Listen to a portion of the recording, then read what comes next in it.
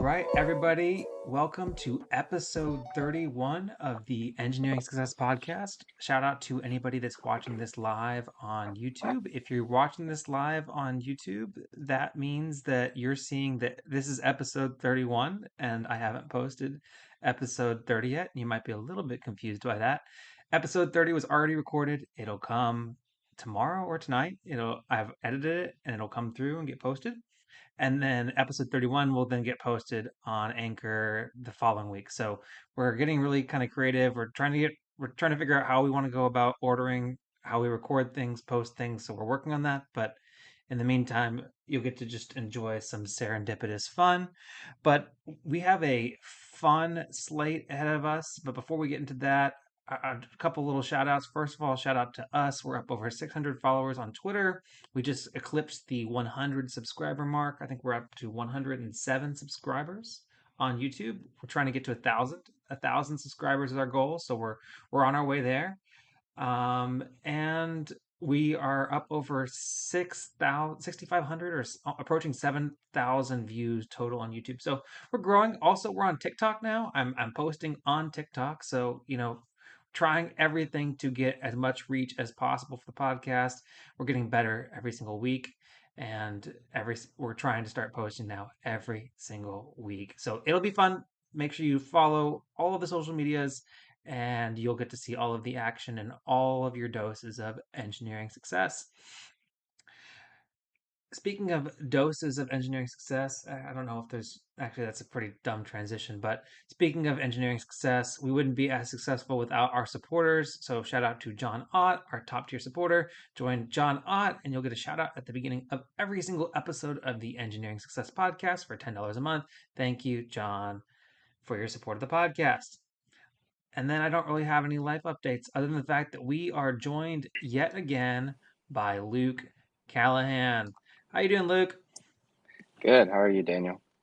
Oh, I'm blessed. It's a good time. It's a good time. Thank you for joining the podcast again. How do I keep on getting you to come back?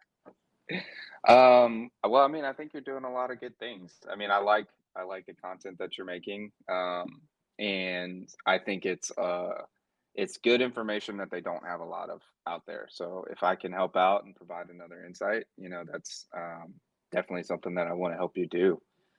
Thanks, Luke. Well, whenever you're here, the people know that that means that we have a fun new topic to talk about. So, what topic are we touching on this week? This week, something that I think both of us are gonna have a lot of input for is building a professional brand. And I mean, of course, we're gonna have an engineering focus, but I think this is good content for people that are joining the workforce and especially entering a young professional role. So anybody out of college or anybody just starting out, I think it's going to be good information for them. Sweet. So, building your professional brand. So, I guess we should probably start by talking about what professional branding is, right? So, here's my understanding of professional branding. So, that's kind of how people know you and in your professional circles. And that may seem really, really basic, but what are you known for? I'm stealing, okay, I'm kind of stealing from you. But whenever people talk about you, what do they say? What's the first thing they say? That's what I kind of view your personal brand to be. So, what do you think? Yeah, I mean, I think that's kind of the big thing, right? Is what kind of defines you as an individual. And whenever people, I guess, see you or they have an opportunity to work with you, or even just, um, information that's transferred over from somebody, if you're switching roles or if, somebody's, talking about bringing you onto a team, they say, okay, well, what is this person like? Is he a good worker?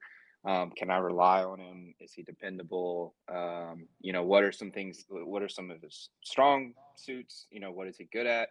And what are some of the things that we can expect him to kind of fall short on? So I think that's really what branding is, and kind of what you want to, I guess, like label yourself as.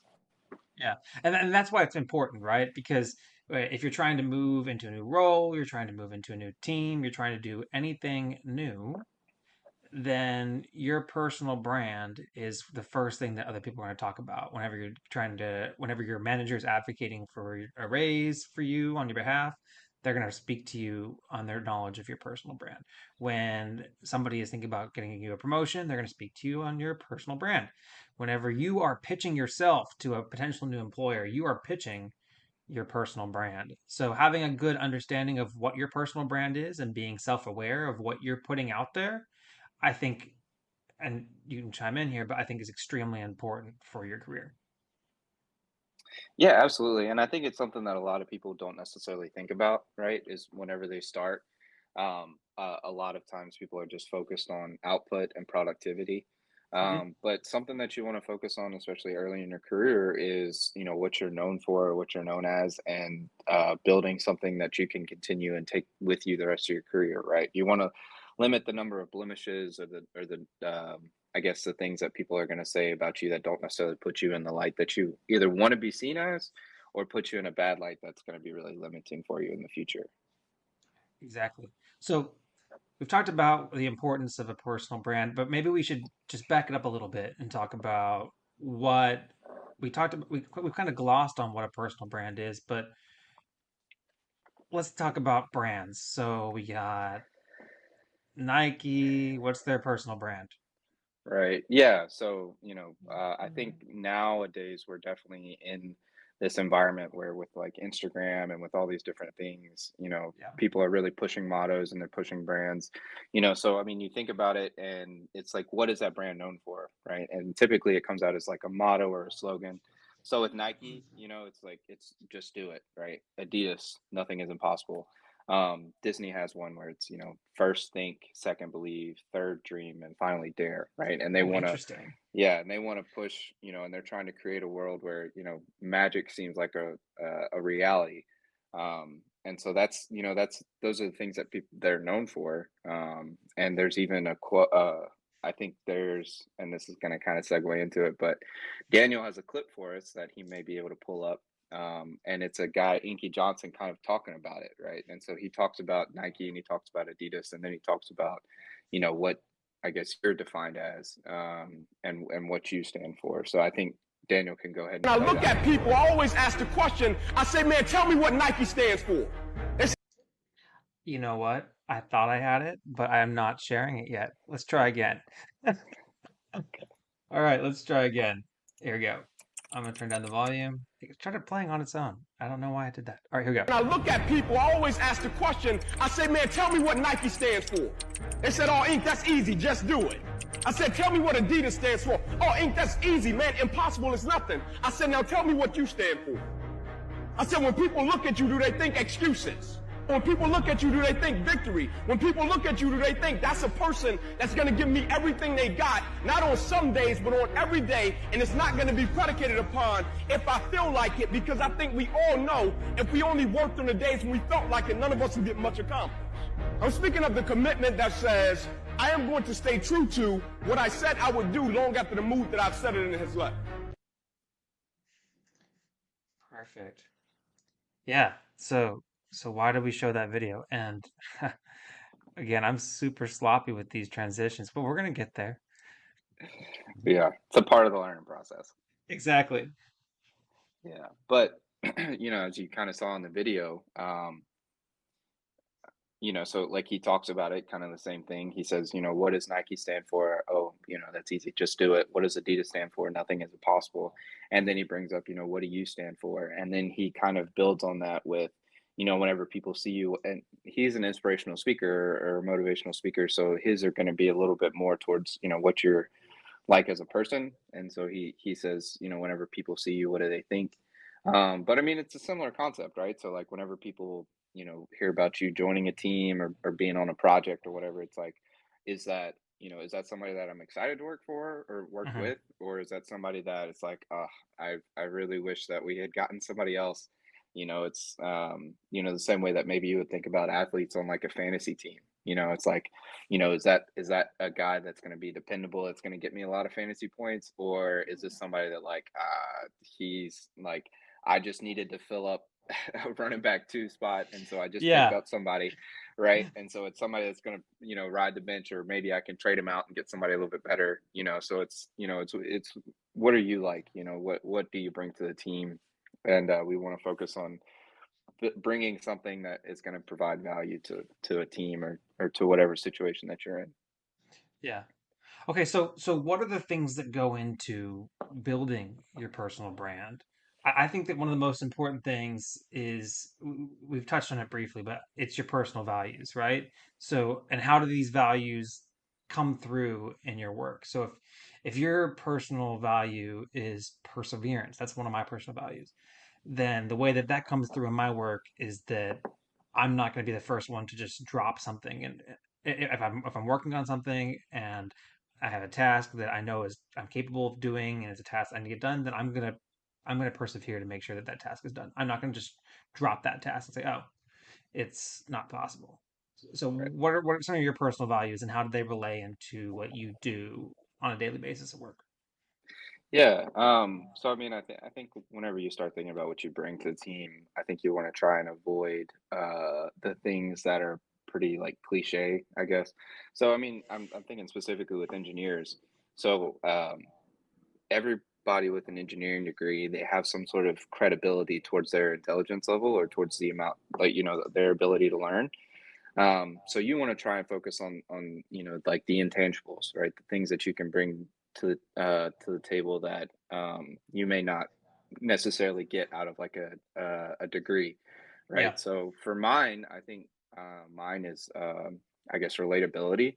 So I think whenever people interact with me, I think they see like a someone that has a lot, like interacts really well with people, and can make people feel comfortable. But also they can tell that I'm excited, and that I want to work with people, right? I yeah, want to drive towards the end goal of helping everybody out. And the other thing that I would like to think that I'm known for, that I'm good for, is quality of work. That was always something that was really hard pressed whenever I was getting my engineering degree, and that was always something that I probably worry about a little too much. Right? Is that yeah, I want to be conscious of the work that I'm putting out and the deliverables, but because whenever that's like the biggest thing.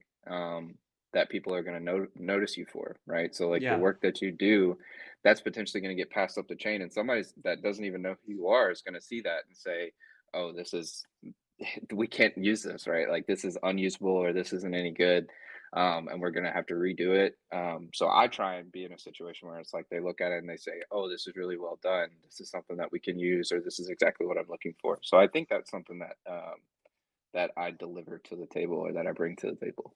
so that's your personal value is high quality of work Yeah. and your relatability. And that kind of Yeah. translates into the next thing about the next biggest part about your brand is what is your unique value proposition? So yours is that somebody can always I mean, it's crazy to say that maybe this is unique, but yours is that they can always expect a high quality piece of product. It's gonna be professional, it's gonna be that is your one of your unique value proposition, but it's taking in the aspects of your personal values and your background, your education, your interests, your career goals, your skills all together, and then your that all comes together and forms your unique value proposition. So one of my unique value propositions is that I have a very, I guess, a wide lens understanding of the context around the things that I'm working in, but I'm able to work in a very narrow work scope. And I don't know how better to describe that, but one of my unique value propositions is earlier in my career, I have a very good breadth of understanding of the way things work in a larger sense. So and that's from the roles that I've worked in. That's the people that I have worked with in my roles and responsibilities, and then my ability to then communicate those things is a function of my education and my background. So that is what I've pulled together as one of my unique value propositions. What would you say is your unique value proposition that goes into your brand? So I think my, I guess, unique value proposition is that, and this is something that maybe some perceive as a weakness, but I try to twist it into a strength, is that I Yes. have, um, experience in a lot of different roles and a lot of different aspects of things, right? So, whenever I first started my career, originally I was in design, so I understood how the design aspect of things worked. Mhm. And then after that, I, was actually out in the field working as just, like a skilled laborer, trades craft kind of person. So I got to see how working places performed and how, I guess, work is actually done, right down to a foreman and a journeyman or a helper level. Yeah. And so I understand like how they think and what goes into it. And then I also have some experience with, I guess, the project management and the construction side of things, right? So I have an understanding of how contracts are built out, how financially things go into place and how things work, but also like planning out work and how that needs to be done, and things that you can do to ensure a good quality, um, I guess a good quality of work is done, or whatever Yeah. you're trying to accomplish is achieved. Hmm. And a lot of people don't necessarily do, especially not 3 or 4 years into their career. Yeah. Maybe at 10 or 15, you've experienced some of these things. Yeah. But yeah, for me, like 3 years into my career, having uh, I don't want to say been able to, but being put in the situations that I was in, I'm able to kind of capitalize on that. Yeah. Exactly. Thanks, Luke. Yeah. So yeah, so we know what a brand is. Our values drive our brand. Our values contribute to what our unique value proposition is, and then overall that together kind of builds the overall identity of what our professional brand is. So what kind of engineer you want to be known as is Luke's talked about precision, timeliness, quality of work, preparedness, good communicator, and I mean team player. I mean, ideally we want to be all of those things, but focusing on demonstrating those things, focusing on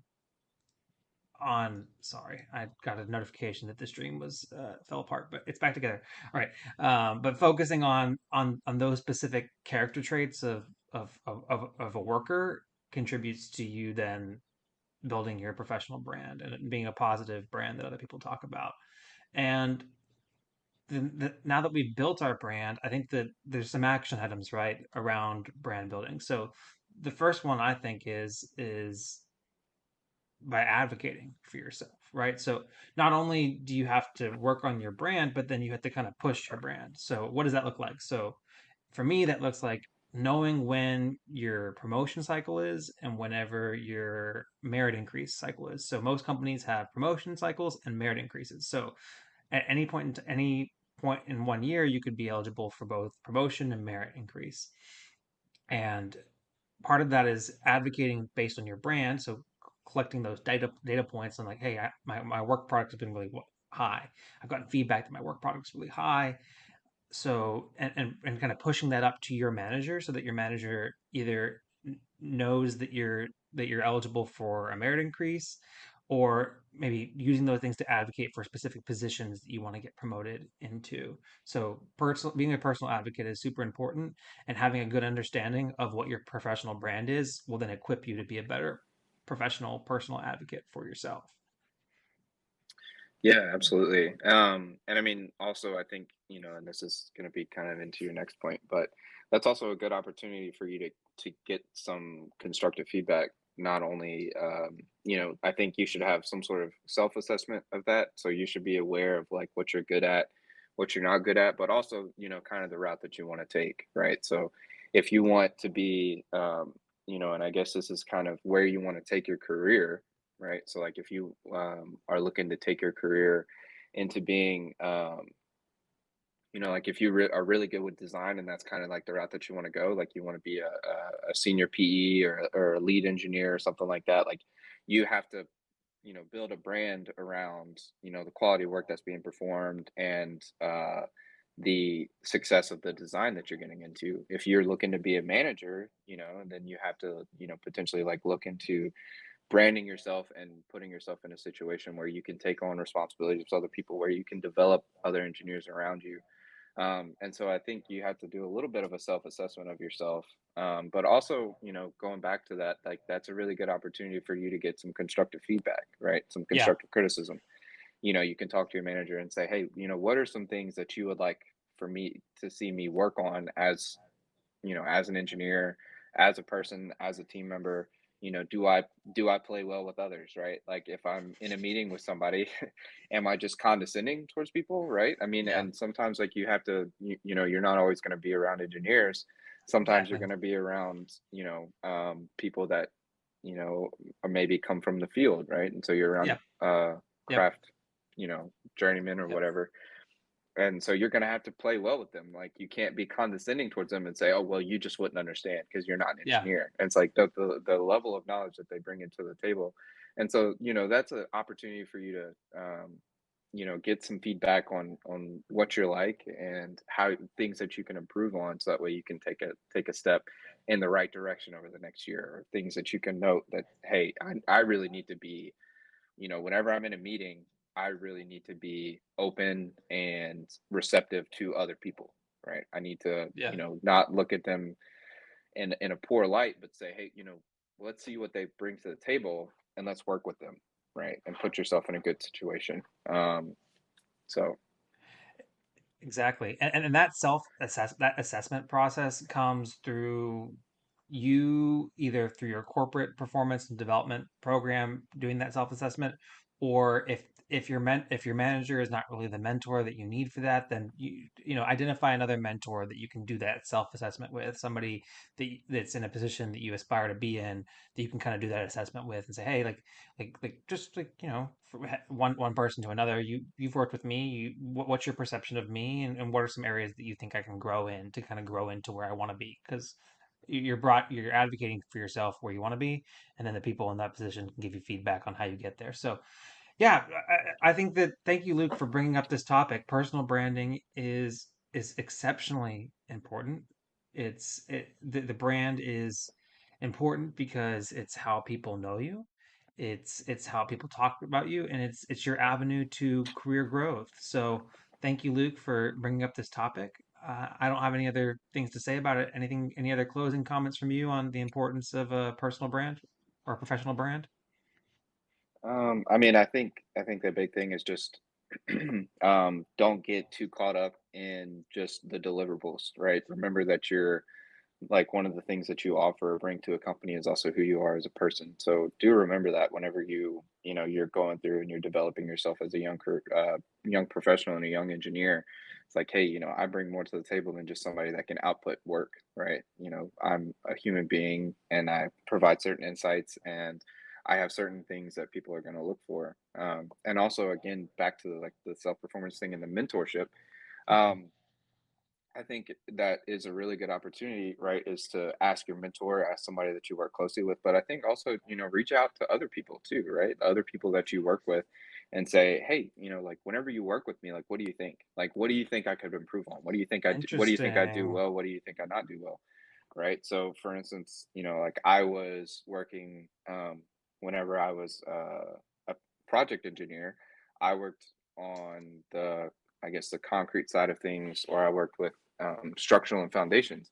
But of course, like we interact with electrical, we interact with MEP, and so you can sit down with the electrical or the MEP manager and say, hey, like, how do you feel like working with me, right? I mean, you're a part of the same company, you're part of the same team, and they can Exactly. provide some really, some good feedback. Now, you may need to have some thick skin because they may say, well, I'll be honest, I don't think you really bring a whole lot to the table. I Oh think you need no. to do this. Yeah, and I mean, that may just be because you're young, or I mean, they can say, well, we see that you're bright and that you're intelligent, or I know that you're bright and you're intelligent, but you don't seem to take a lot of initiative, right? Or you don't seem to chime in whenever it's appropriate. And I think you need to have a little bit more confidence. And all those are good things, right? All those things are things that you can work on and that you can improve on, because Mhm. they're giving you good feedback. They're saying good things about you, but you're Yeah. not capitalizing on what you have to bring to the table. So I mean, I guess just remember those things, and just remember that you're developing as a person and an engineer just as much as you are trying to refine your ability to be productive and produce work. Exactly. Well, I think that's a perfect way to close out this segment. So thank you, Luke. Let's take a quick breather. If you're listening to the podcast format, you'll get an ad break here.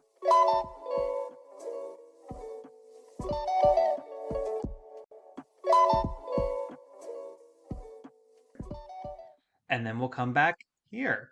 All right. So now that we have done our intro segment, our recurring segment is, as always, this week in LinkedIn Lunatics. So our first one is a double whammy.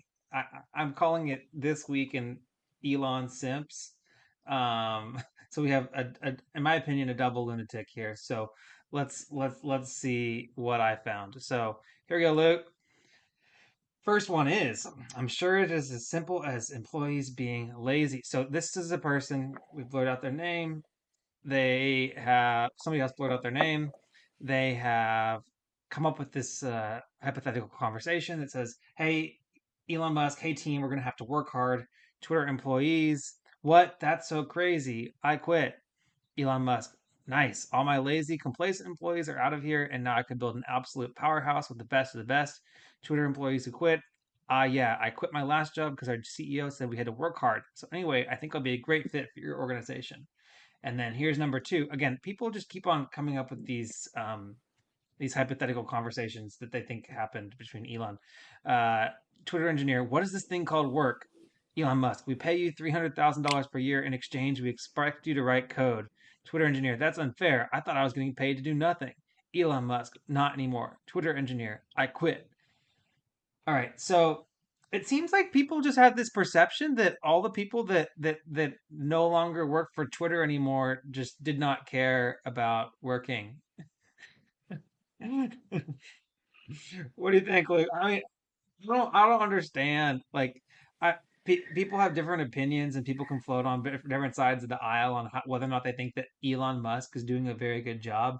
But I think it's an absolute mischaracterization to say that all the people that don't want to work in the Elon Musk type of work environment are lazy people that don't want to try. Because I think that that's a mischaracterization. I mean, I have known people that have worked at SpaceX. I've known people. I don't know anybody personally that works at Tesla, but I know some people that have worked at SpaceX, and that's not a good work life balance from what I've heard. So I don't blame people for not wanting to work in that environment. And additionally, a lot of these people are leaving because the conditions of their employment have changed, right? So people negotiated their salary based on remote work, and maybe they don't live anywhere in proximity to an office, or there's other benefits that I'm hearing from at least what I'm watching on Twitter is that people's compensation structure is changing based on different things that they no longer have access to. So I have, I mean, and if your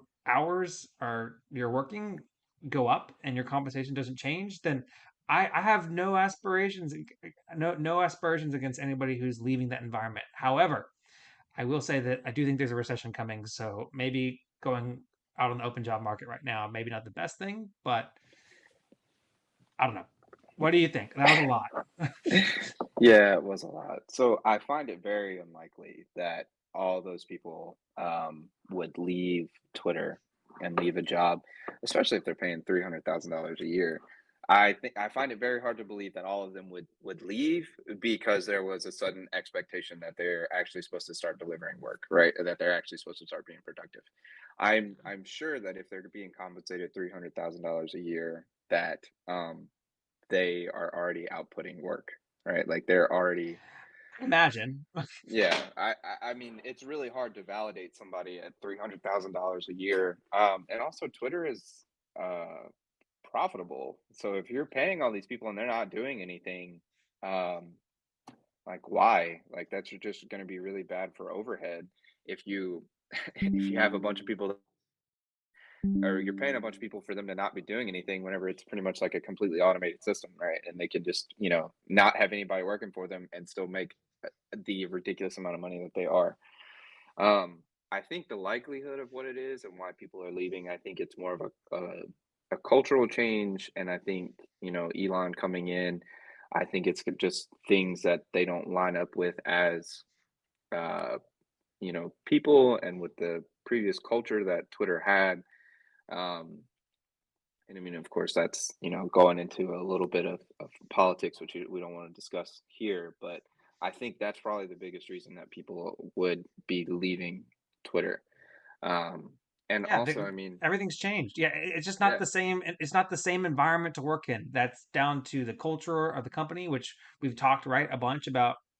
If you want to work for a company, you want the company to be a cultural fit for you. That's one of yeah, the things we've talked about. So if it's no longer a cultural fit for you, then that's fine to leave. And so I don't understand why yeah, people, all the Elon hive is just so up in arms about it. Like people are just leaving because they don't want to work there anymore. And yeah, the conditions of their employment have changed from the work environment to their compensation structure, in my opinion. So I don't understand all the people that are. I mean, here I am being a little bit of a hypocrite because I definitely put this topic on the podcast because uh, my Elon YouTube videos are getting more views than the other ones. So I'm kind of farming karma myself. But that's what these people are doing. They're farming karma. Okay, I'm just doing it openly and I'm telling everybody I'm doing it. So yeah, I'm 100%. This is 100% on the podcast because the Elon content people watch it. So that's why I'm doing it, yeah, and that is the same reason why these people are doing it. But they're doing it on LinkedIn, and I don't like it. I don't yeah, like it. That's why I put it here. I don't like it. But I mean, yeah. Well, I mean, I think the other big thing too is that like some of those companies, like take Amazon for example. Like Amazon is a big one that kind of doesn't get discussed unless you know people that work there or you have an opportunity to work there. Um, Amazon has ridiculously high turnover rates, right? I yeah, mean, even at the, management or the professional level, I know people that I know a guy that works with a friend of mine. He got an offer at Amazon and it was like a 30 or 40K pay increase. And he's like, well, absolutely. I mean, he was already making a lot of money. He was working for one of the big oil and gas companies. And nice. so he had the opportunity to jump over to Amazon, and his mindset going into it was, okay, I'll work there for 2, 3, 4 years with the understanding that it's not very good with my work life balance. It's not where I want to be for the rest of my life. Yeah, But I'm going to make a lot of money. I'm going to get a lot of experience, and it's something that's going to be a resume builder. And I think, whenever people first started with Twitter, they had the thought that, okay, this is going to be something that I can make a career out of, right? I can yeah, be here for 10, 15, 20, 25 years, depending on whenever they came in and started working for Twitter. And now, I'm sure Elon, as you kind of mentioned with SpaceX, it's going to be a little bit of a similar thing, right? Where he's just going to make them like workhorses and they're just going to be expected to work potentially, 50, 60, 70, 80 hours a week. And it's not going to be good for the work life balance. It's like, look, I have kids at home. I have, a wife that I actually want to spend time with and yeah, live life.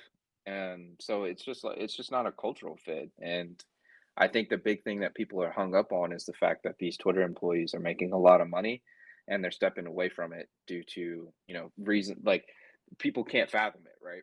Because people are stuck in this world of like, well, I make $80,000 a year. I would do anything for a $220,000 pay increase.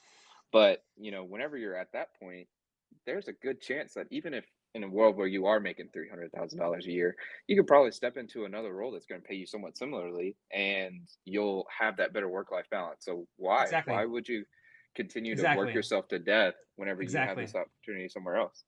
Yeah, exactly. And I'll close with this. Um, Elon, Twitter CEO of Twitter, like it or love it, he's the profit decision maker, right? He owns Yeah, profit and loss, so he is as a CEO or whatever role he's appointed himself. But he's majorly influencing profit and loss, so he's making profit and loss decisions for Twitter, the company, and Twitter, the employees they are their own corporations. As employees, you're your own corporation. You are trying to maintain profit and loss for your household. So all of the people, just like Elon Musk, has the ability to do whatever he wants. They have the ability to do whatever they want as well. So yeah, Elon Hive, chill out. yeah, But anyways, that's what we're all doing is we're all farming karma after Elon because he sells. All right, so I give them 10 out of 10 for LinkedIn Lunatics on LinkedIn. Luke, can we chime in with the score? I mean, I think it's pretty high up there. I mean, also the fact of it, the truth of the matter is there's a lot of speculation here because they don't have all the details.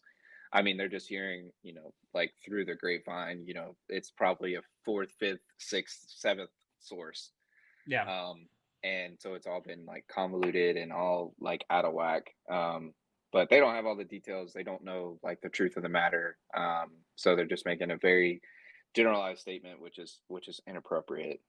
So yeah, I would say 9 or 10 because you shouldn't have an opinion on it unless you're directly involved. Amen. All right.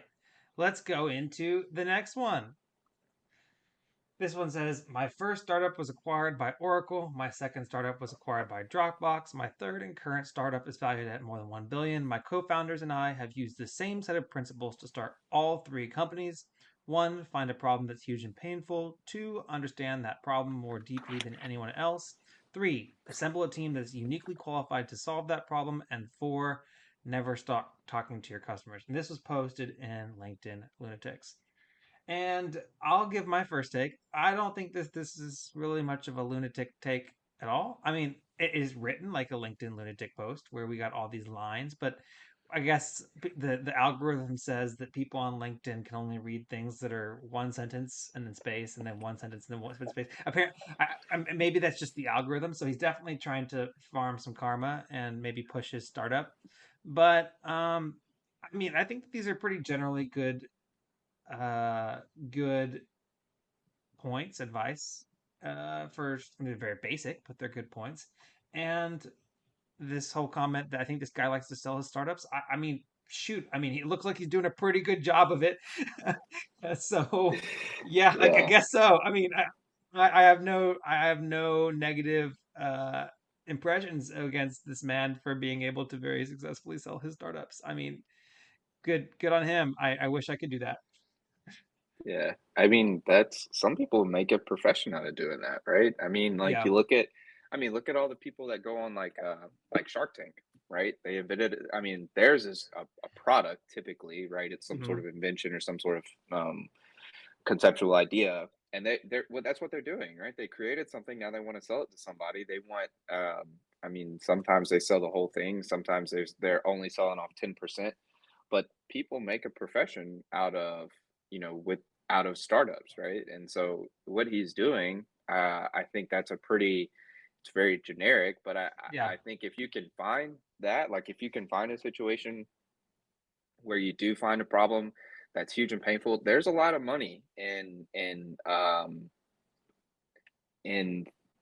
products that will make ease of use or user interface significantly easier or streamlined. There is a lot of money to be made there. So if he can find that, find a problem, understand that problem, and then pull together a team that can solve it and sell it off. Yeah. And I mean, he's making, millions and billions of dollars. If Looks what like he's it. saying Yeah. is true, Yeah. then yeah, that's what some people do as a profession. And that's how some people make millions and billions of dollars. Yeah. I'm just impressed on I mean, if these are actually his first three startups, which I don't know what he's using to characterize what is and what isn't a startup, then that's pretty it's a pretty good track record. So Yeah. as you can see, I commented down below. Looks like he's super successful. Good on him. Not a lunatic. And yes, people, you will find me trolling in the comment sections of all these subreddits that I pull from. So I would say not a lunatic, 0 out of 10. How about you? Yeah. Yeah, I would say not a lunatic. The only thing that I would be cautious about is that his startup probably did not end up becoming Oracle, and his startup probably did not end up becoming Dropbox. He probably created some sort of facet within Oracle or within Dropbox. So, Yeah. but yeah, I mean, I would agree. I don't think he's a lunatic. I think he's just trying to deliver good advice. Yeah. So yeah, Yeah. I don't have an issue with it. Also, I just want to point out we use the word lunatic because of the name of the segment. We are throwing around the word lunatic pretty loosely. The only reason why we're using the word lunatic is because it starts with a letter L and it's the name of the subreddit. So, not actually calling anybody a lunatic because I feel like that's probably pretty harsh. But anyways, I feel like I've landed with that. All right, so let's take a quick break, and then how many career questions do you want to answer, Luke? As many as we have time for. Did you get to the guy that was saying something in the chat. Did you want to answer that one? I sent him an email and I had some follow-up questions for him. So I'm gonna wait for some follow-up questions to my email chain that I have with him, and then I will respond a little bit more to that probably in the next episode. Okay, that'll work. All right, let's cut to a break, and we're back. Perfect. Next question. Would you opt for a company offering you permanent employment but very low pay, or a company offering you a 1 year contract with significantly higher pay? I have a job offer from a legal tech company that's offered me a permanent position with a pay of £36. 36,000 pounds, not 36 pounds. However, I have an offer from a law firm that's offering me an associate program, but on a 1 year contract pending my performance review, after which they may extend it or make it permanent. The law firm is offering me £120,000. With the legal tech company, I can work my way up as it is a junior. But of course, the salaries may not get as high as what I could receive in the private law firm. The working hours are flexible. I can work from home, laid back culture, and of course, the position will be permanent. But the law firm obviously offers a lot more money and benefits. Okay, interesting. It's not just the contract, it's also the benefits. So I guess there's benefits on top of this £120,000. I'm going to assume there is. The working hours will be deplorable. Okay, define deplorable. And I may have no life. Okay, define no life. And I'm also worried about what would happen if I do not get my contract extended after 1 year. I want to go with the law firm, even though I might not have as much of a life. I don't know. I could save a lot more salary as a rainy day fund as I look for something more time friendly at the end of my contract. Okay, so I'm going to go ahead and start by Okay, saying go for it.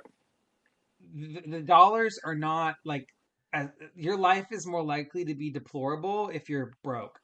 And like, I mean, I think that like making 3 times as much money is, I mean, the work environment would have to be so. I mean, we just got off talking about this with Twitter, so maybe I'm going to sound like I'm flipping a dial here, but like, it's not even close. Like, it's not Yeah. even close. I mean, I would take the £120,000, and then I'd start looking for my next job now, and then and spend that 1 year not only letting them evaluate you on the contract, but also you're evaluating them. So take the $120,000 job, and then read your contract to make sure that you understand what your obligations are under the contract, so you're not putting yourself in this position where you could be in breach. But then go ahead and start evaluating that company and evaluating other companies, and seeing what would be the good fit for you. But man, you have a lot more money and benefits. I mean, your life will be, even though your work life maybe lacks, your life will be, I mean, I don't know where you are living, but whenever you're looking at that big of a pay disparity, your quality of life is going to be significantly different, based on the income there. So I would say definitely go with the one that makes 3 times as much money. Luke, what do you say? I mean, I think this goes back to what we talked about on the last time I was on the podcast, right? Is that you have to weigh your options. And so if 36,000 pounds a year is a livable wage and it's the quality of life that um that you're expecting or that you're willing to work within or live within, then Yeah, and that's what's important to you is the laid back culture, working from home, job security, right? Because if the position is going to be permanent, I mean that's that takes a lot of stress off. So if that's what's important to you and you can make that 36,000 pounds a year work, then I mean go for it. I don't see why you wouldn't. However, I think that there are a lot of steps that you can take in the right direction with the law firm that's offering 120,000 pounds a year. So I mean, you kind of mentioned it, Daniel. You get in there, and there's a good chance that like if you work in there, it's going to be a good reference for your next job. So you get in there, you work there for a year, and then you look at other law firms, and you look to them, so you kind of have them on the back burner, and at least right? Like at least you have you can build a game plan around the fact that you're only going to be there potentially only be there for a year. Now, I mean, if you're a good lawyer, then you yeah. could potentially have a career there. Um, and so just you be ready for it, right? And then, at your next job, maybe you can get a similar kind of situation where it's more of a laid back culture. You can work from home, but you can argue for a higher salary. Yeah. So I mean, if it was me, I would probably take the larger salary just because I think there's more upsides than um, just the salary. I think it's probably connections. You're gonna have significantly higher connections, or you're gonna have just a very reputable resume working there. Um, and then I think it'll again be like good experience. But then with more money and more benefits, the life that you live outside of work is gonna be significantly better for you. Yeah, you may not have much of a life, and it may be like long hours. And I'm sure as a lawyer, whenever you say long hours, you're looking at 14, 16 hours a day for 5 to 6 days a week.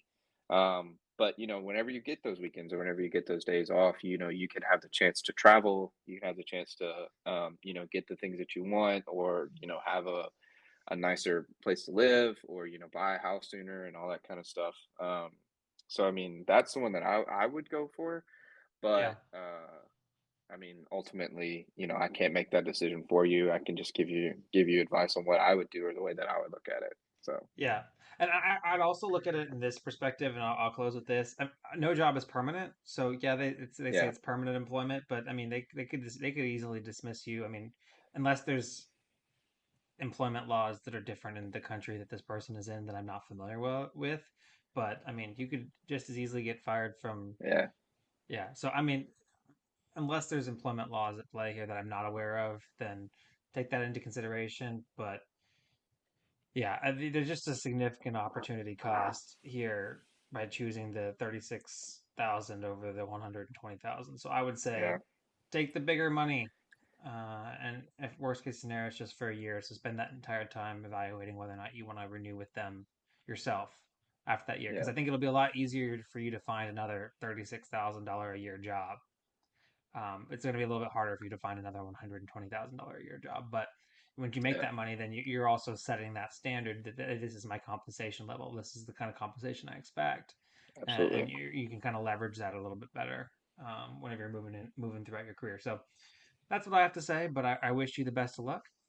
And And save that money. Save that yeah, extra money. save that money exactly. Don't blow it, because then what? Yeah. Because then if you can't find work for 6 months, you have something that you can lean back on. Yes, sir. All right, next one. How do you manage to leave work at work? I'm about 4 years into a mechanical engineering career, and I'm struggling to walk away at the end of the day and not keep working on it in my head all night. Part of it is that I know what the next step is and can execute it to a point that I just need to write it down in the morning.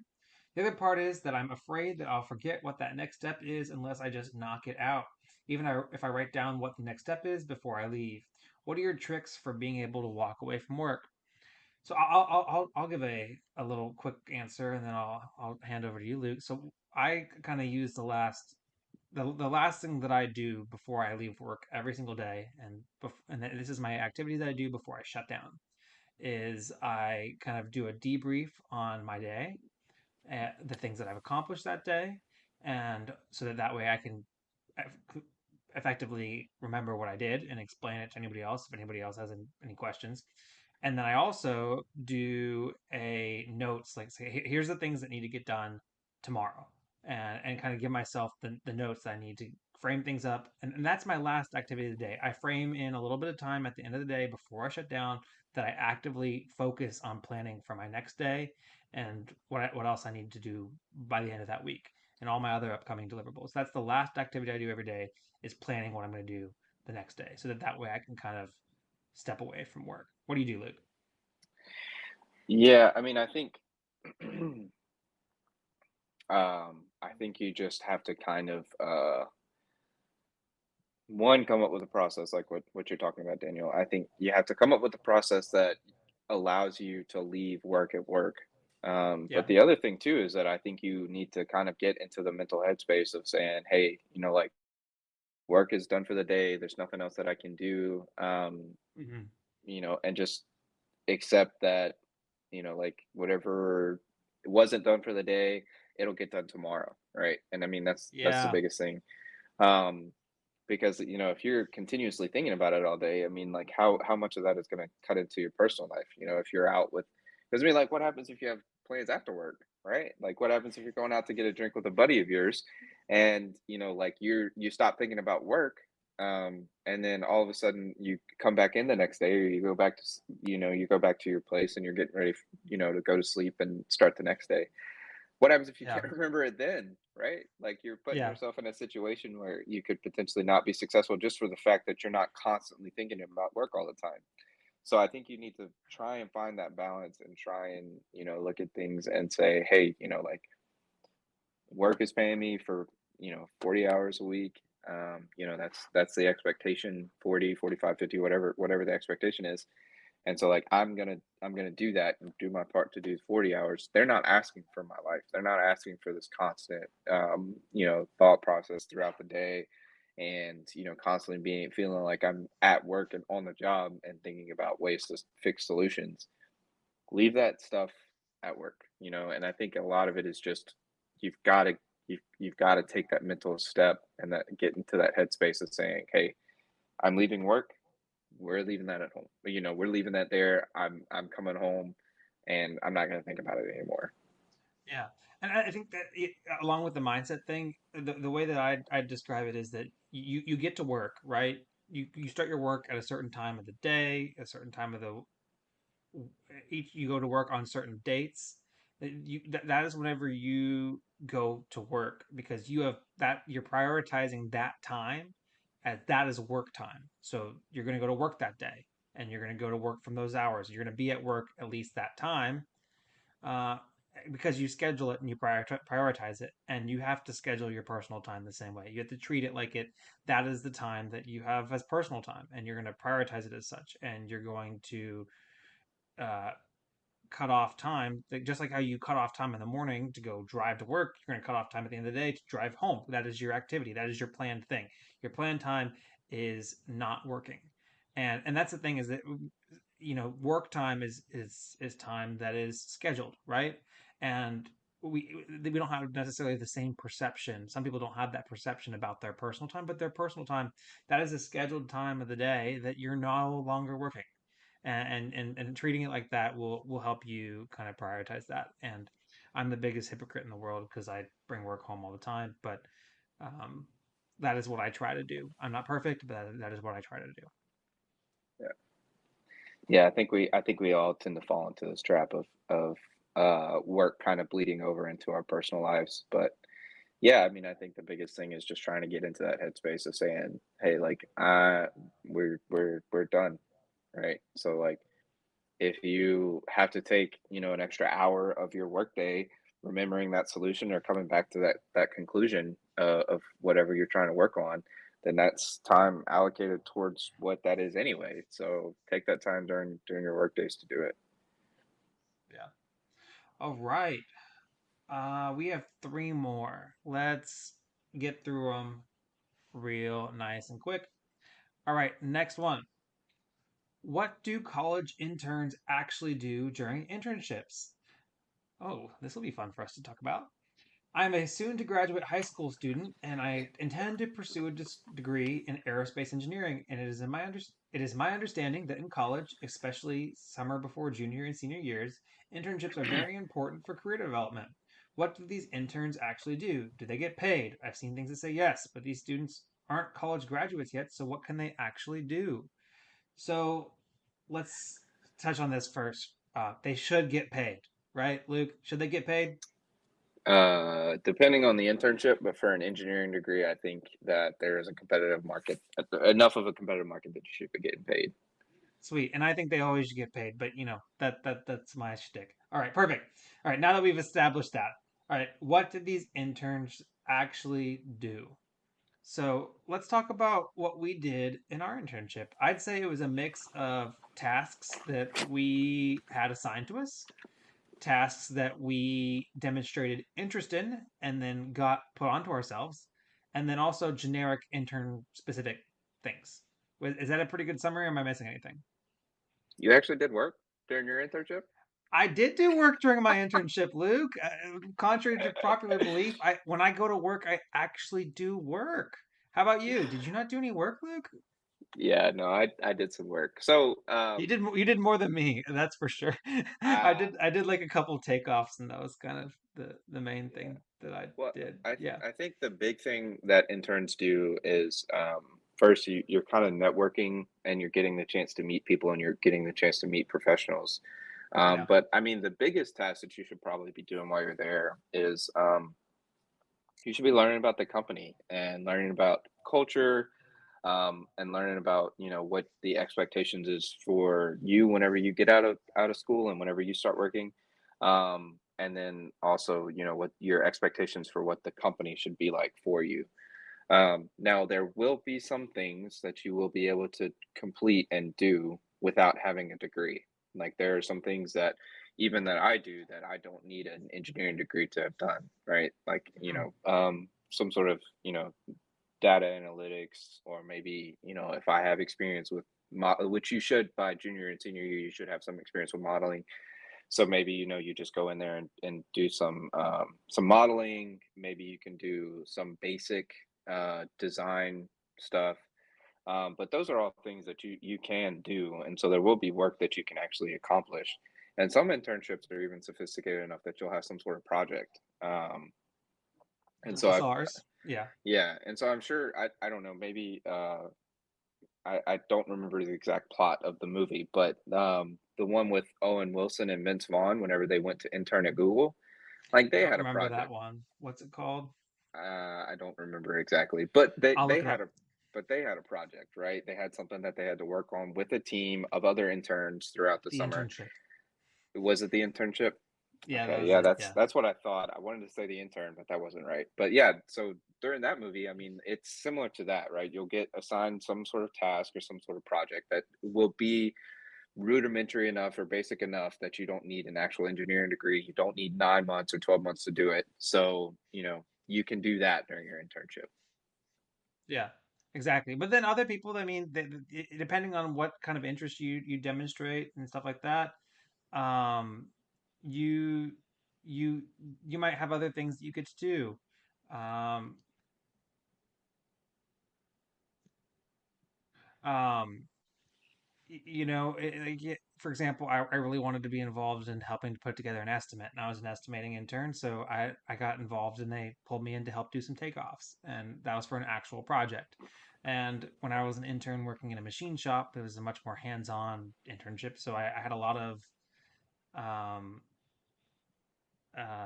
it was it just depends on the nature of the internship, but you can do things. So um, yeah, sweet. All right, but yeah, college interns actually do things. It's paid, um, but yeah, depending on what capabilities you show and what willingness you show, then that kind of influences what you get to do in your internship. So demonstrate a lot of willingness to do things, um, and you'll get more out of your internship and get to do more things. So all right. So, so Daniel, it looks like you're getting a little bit of feedback in the chat. Is it ready to bring up? Yeah, so let's scrap these other two. We'll save these two Yeah. just to look Okay. ahead for next one. Is it worth pursuing engineering? That'll come up in the next episode. And is Yep. electrical engineering more favorable? Will come up in the next episode. Let me pull away for a second. So we had a audience question, and we have them in the audience as well. They asked, and we're gonna go back and forth with you in the chat here. So stand by. So the question in the chat was, all right. So, hello, sir. I'm a student at community college trying to earn some credits for UNT. So it sounds like they might be in the DFW area. I am mostly taking my core classes there.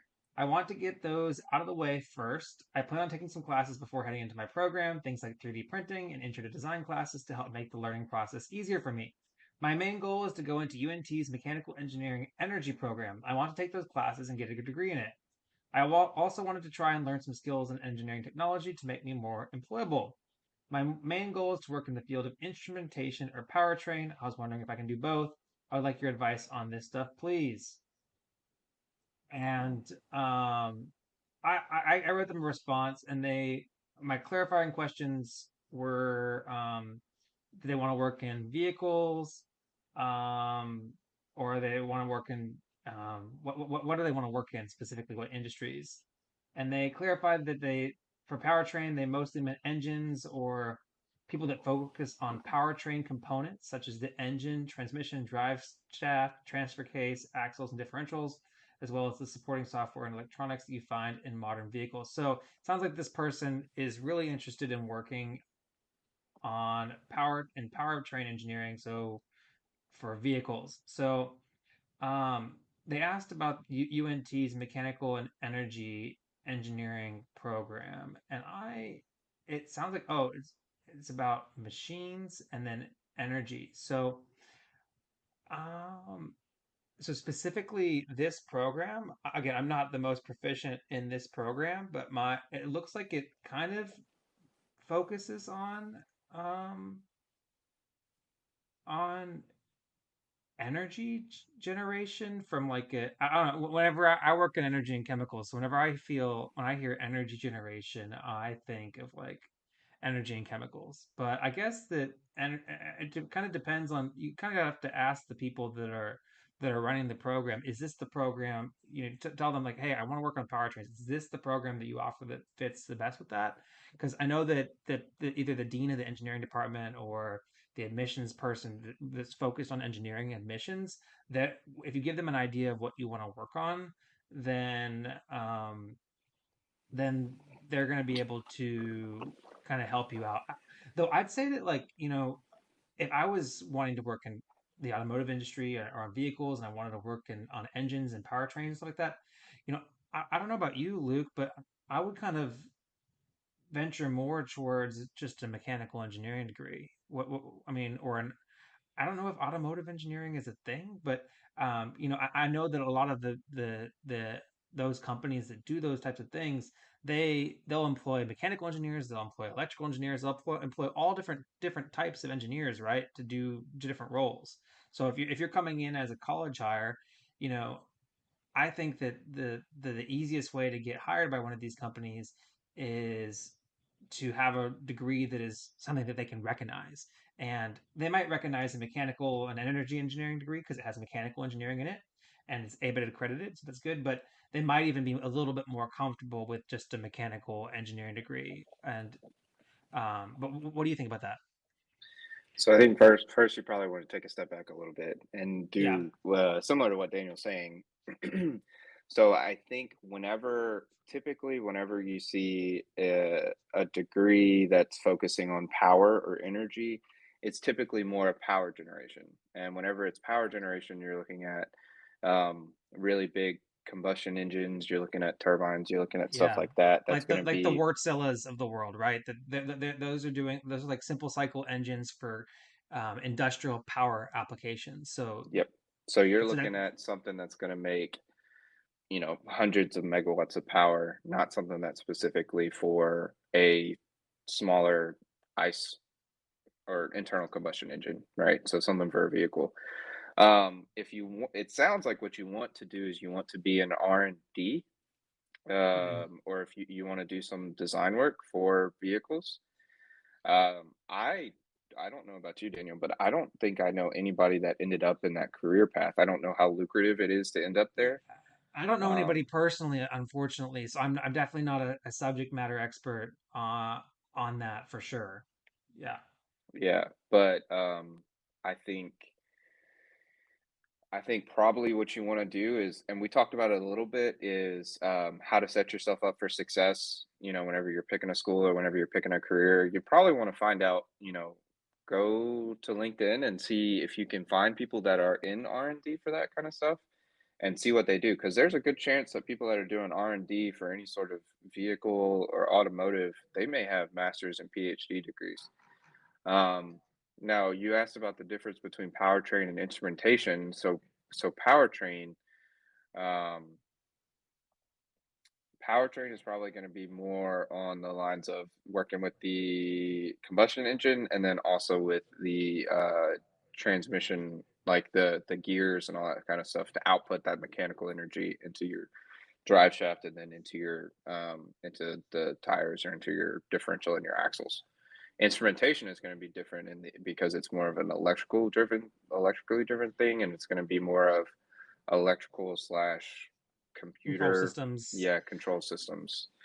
Yeah. Um, so I don't know if there's something I don't know if there's going to be a degree that can be all encompassing for both those things, unless you want to get a mechanical engineering degree with the focus on you may have to get something that's not even necessarily focused on power. You may want to get something that's more focused on the power transmission part of it. So something that's more focused on statics and dynamics and that sort of stuff as opposed to the thermodynamic properties of what's going on within that combustion engine. But I don't know if there's something that you can do that's going to be that as well as tie in with a instrumentation degree. And if you do, that's going to end up being probably you're going to have to get a mechie degree and an electrical engineering degree, or you're going to have to No, get. no, not both. Come on. No, but I you can I take mean I think elective. You can take electives. All right. So let's back out. Let's back out. So you have to take, like, you have to take entry level. Like, for example, if you're a mechanical engineer, you're gonna take a. Did you take a circuits class, Luke? yeah, I took a Okay, circuits you class. took a physics class for electromagnetism. So you took the prerequisites for electrical engineering electives. So, for example, you could take an elective course. You don't have to have you can get a mechanical engineering degree or whatever this. I don't know how narrow this mechanical and energy degree program is, because I wouldn't say that there's a job title out there that is mechanical and energy engineer. There's mechanical engineers that work in the energy industry, but I wouldn't say that there's a job title called mechanical and energy engineer. Not that I've ever seen before. But say, for example, if this person wanted to work on engines, I was a mechanical engineer. That's what I studied in college, mechanical engineering. I took an elective course on engines, right? Yep. So I learned about the different. I learned about. Did you take an elective course on engines, Luke? No, they didn't offer it, but they Yeah. typically have one. Yeah. And then I have a friend that went and got his master's degree and focused in turbine engines. So like if you're really specific in certain type of power generation and certain types of engines, or anything like that, then there's master's degree programs that allow you to focus on that, right? But I wouldn't recommend trying to split yourself into two undergraduate degree programs. And yeah, I mean this program, it looks like it's focused in mechanical and then also has some direction that sends you into the energy industry or energy generation. So I think that this is kind of an example of what I kind of created for myself. And but would you necessarily have to get a? Sorry for coming in and just saying no off the bat, but I just want to advise hardly strongly against getting two undergraduate engineering degrees. Well, it was more along the lines of if you wanted to do both. Like, I don't know if they're going to take someone that has. I don't know if you're going to be able to fill the roles of an instrumentation or an electrical engineer without Yeah, a very strong electrical engineering background. So yeah, if you want to end up in a position where you do both, but if you want to work in the energy industry, which it looks like that's kind of what you're saying, there are definitely opportunities for you, and there are definitely things that you can do that is going to be around a lot of thermodynamics of energy and power generation, and also transfer of energy. And like it doesn't necessarily. I know a lot of people whenever they think of energy transfers or energy or power, a lot of times they go back to automotive, but you could go work for Siemens, you can go work for Mitsubishi, you can go work. I mean, you could work in a manufacturing setting for an automotive company like Ford and GM or not GMC, Ford and Chevrolet, Chevy, General yeah, or Motors, yeah, GM, yeah, Ford and GM, and Nissan has um, a plant in Tennessee, somewhere around the Nashville area. So like you can go work with cars, or you can go work in something that's going to do similar to what an internal combustion engine would do, and it not necessarily be something like on a vehicle. So, but if you want to look for something that's like really lucrative, like R&D for, Lamborghini or Ferrari, like you're gonna have to. That's a very, very lucrative career path, and something that you're definitely gonna require a lot of work to end up in that position. exactly. And for an example right here, General Motors has a position for their summer internship for sustainable workplaces in mechanical and electrical engineering, and specifically they're looking for pursuing a bachelor's degree in mechanical or electrical engineering. That is that is what they're looking for. So that's why I said that, like, I wouldn't completely advise against going into this program, but like a lot of the big companies that are out there, they're going to be looking for like your typical mechanical Mhm. or electrical engineering degree. We're kind of all over the place here. We got somebody in the chat that's asking questions live, so that's kind of why we're bouncing all over the place. But yeah, exactly. So working in the energy industry, which is like what I guess I could say I work in the energy industry. Yeah, no, you You work do. in more you work in consumer products, right? Is Yeah, kind of where, yeah, you yeah, work in consumer consumer products, goods. but yeah, as somebody that works in the energy industry, there's plenty of ways to there's plenty of ways to get involved with with just a mechanical engineering degree or an electrical engineering degree. I am a mechanical engineer that works in the energy industry, but I don't do any mechanical engineering design myself, which is a whole other thing we could get into at another point in time. But yeah, we thank you so much for sending in the email and for engaging in the chat. The, the, uh, the other thing I guess I'd close out with is um, the fact that you're early in your community college, and you're starting to think about where you are, you want to work pretty early on is phenomenal, and keep on keeping up that mentality towards your education is your investment in your future for your career, and that'll serve you really well if you continue to advocate for yourself and continue to ask those questions, and please continue to write into the podcast, and we will do our best to keep on answering. I don't know. I was gonna say something else, and then I kind of lost my train of thought. Luke, am I missing anything? No, I don't think so. I mean, keep us in the loop. I want to know how it pans out, and if if you do end up in one of those roles, I kind of want to see what your career path takes you down, and what those opportunities look like. So if you need any specific help, or if you're looking for any sort of specific advice, maybe there's a chance to include it in the podcast. But I'm sure Daniel will be more than willing to help out. And maybe you're looking for connections, or how to start that internship process, and looking for internships and stuff like that to put you into that field. I'm sure Daniel can help you out, and I'd be more than willing to help out too. And we Yeah. have a couple of connections too, so maybe we can provide help down the road. Yeah, exactly. And okay, I remember what I was going to say now. What I do is, since you're not in this program yet, again, whenever you're applying into the program or considering, you're evaluating this program. Not only are you applying to try to get in, but you're also evaluating the program, right? So whenever you're talking to the school, ask them what kind of companies do people that get this degree tend to work in. Where do they end up going? And that kind of give Yes. you an idea of where that degree is kind of focused, and whether or not that's a good fit for what you want to do. And the other thing I'd want to do, recommend you do, is that go look at the types of companies you want to work for. If you want to work for Ford, if you want to work for Chevron, you want to work for Shell, you want to work for General Motors. First of all, go to their websites and look at their internships and see, and their college hire programs. A lot of these big companies, their college hire programs are pretty explicit on what degrees they're looking for, and see if they're looking for your degree. And if they're not naming your degree, I mean, I am dead serious. I flew across the country to go to a national career fair. I interviewed with a major electronics company. By interview, I went up to their booth and I said, "Hey, I'd like to apply. Here's my resume." They looked at my resume. They said, "What is this degree?" It's Bachelor of Science in Engineering Science. I studied mechanical engineering, and they're like, "So like engineering technology?" I said, "No, mechanical engineering." They're like, "Well, it doesn't say that." And I was like, "Well, that's what it is." And they're like, "Well, sorry, we work in HR and we're only allowed to recruit people that have a Bachelor of Science in Mechanical Engineering." I mean, some people, it depends on the company. And I was like, "Okay, fine. This is not the company I want to work for." But if you want to work for that kind of company, some of those companies, they have filters on your applications. They will filter you out just simply by the name of your degree. So something to keep in mind.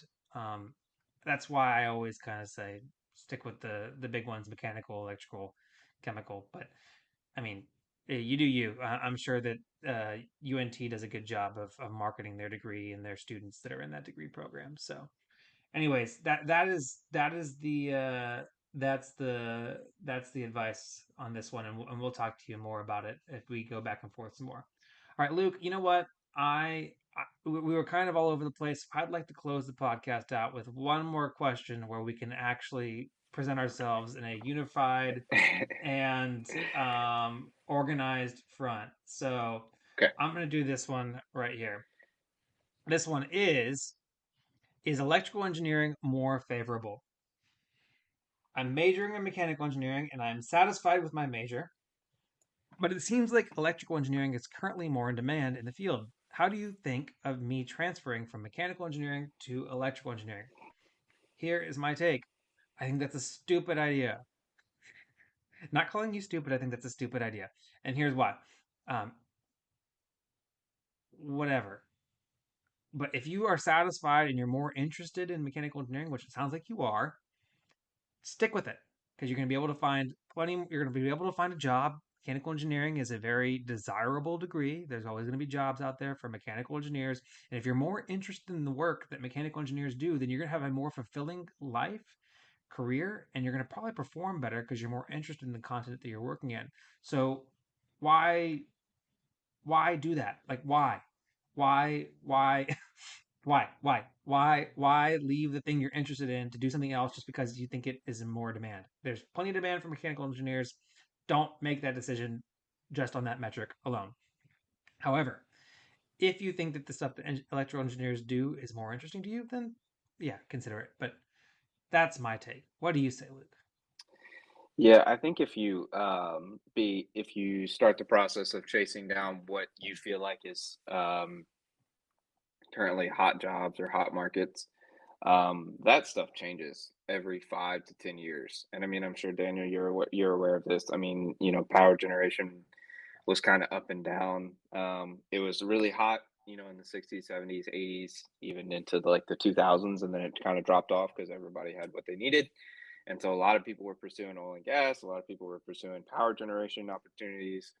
And now it's And coming then, back, right? and With now, the yeah, and yeah, now, with natural gas yep, and hydrogen and ammonia. So yeah, yeah. And so if you start going down the process of just chasing whatever the big hot thing is, could end up in a spot where you have this degree or you have this opportunity that it's not a hot market anymore and it's really hard to get into. So if and you you have don't the like what you do. opportunity, yeah, so if you have the opportunity, pursue what you want to do. Like pursue what you like. Um, and I think that's going to be much more favorable for you in the long term. I think it's going to be better for your career growth, better for your career development. So that's what I would recommend. Don't start chasing hot industries and don't start chasing lucrative degrees. Because I remember whenever I was in school, I think supply chain was getting to be really hot. Like that was kind of the big thing that started up. And I mean, there's a lot for it, but I think, if instead of I if you had pursued an industrial engineering degree, you definitely could have ended up in supply chain. But if you had switched from industrial engineering to supply chain, yeah, you probably could have gotten a job out of school. But as soon as that market kind of quieted down, people are going to go to industrial engineers. They're going to prefer industrial engineers over people with the supply chain management or whatever the thing was. Yeah. So, same sort of concept here. Follow what you want to do. Don't sacrifice for, chasing a hot field or a hot topic. I wouldn't say that electrical engineering is like a hot topic in the same way that, say, for example, nuclear engineering was, Right. um, but or petroleum engineering was, um, but because it's one of the core three. It's mechanical, electrical, chemical, and then the core four, civil. Add civil. Sorry, add civil. Yes. It's one of the Yeah. core four. So it's always going to be in demand. And I'm not saying that you're just chasing the hot thing, but like um, yeah, just mechanical and electrical. There's always going to be demand for it, and they're versatile degrees. So, yeah, you don't chase the the money whenever you're not going to be and you're not going to enjoy it as much. So, yeah. Yeah, All absolutely. right. Well, that's the podcast. If you have any questions, write into engring.success@gmail.com, just like this lovely gentleman, or actually, I assumed their gender, just like this lovely person in the comment section has done. Um, appreciate working with you and answering your questions. We'll answer more questions. Yeah. All right. Well, sounds like something's going on in the background, so I'm gonna check out. I'll talk to you later. And that'll do it for this episode of the Engineering Success Podcast. Sorry about that little interruption there. We had the dogs freaking out over a possum, but make sure that you like, comment, subscribe if you're watching on YouTube or any video platform. If you want to write into the podcast, write into engring.success@gmail.com. And make sure to give it a 5-star review on your preferred podcast platform. And as always, this has been the Engineering Success Podcast. I'm your host, Daniel Dollinger. That was Luke Callahan, and I'll catch you in the next one. Thanks. I'm miscommunicating. I just made a pilot, then they threw me on the stations. Nah, I'm not complaining. Nah, I'm not complaining. My thoughts get complicated. I cannot explain in lameness. Never losing focus because I ain't chasing payments. Still playing in the basement while I'm working on arrangements. They heard the kid in 50 countries. Thank God that's amazing. But I'd rather thank Spotify. They put me on the station.